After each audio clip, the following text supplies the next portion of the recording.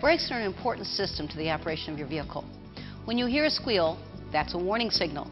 It could be caused by the wear indicator on your brake pads. It tells you when you need new brakes. But more about that later. First, Brakes 101. What's the difference between disc and drum brakes? Both apply friction to stop your vehicle. And with disc brakes, your foot on the brake pedal activates the hydraulic fluid that engages the piston in the caliper to press the brake pads against the rotor. Now the rotor and the wheel are attached to the hub. The friction of the brake pads against the rotor stops the hub, the wheel, and the vehicle. With drum brakes like these on the rear, the same foot action creates hydraulic pressure against the wheel cylinder, which pushes out the brake shoes against the drum. Now the friction of the shoes against the drum stops the wheel and the vehicle.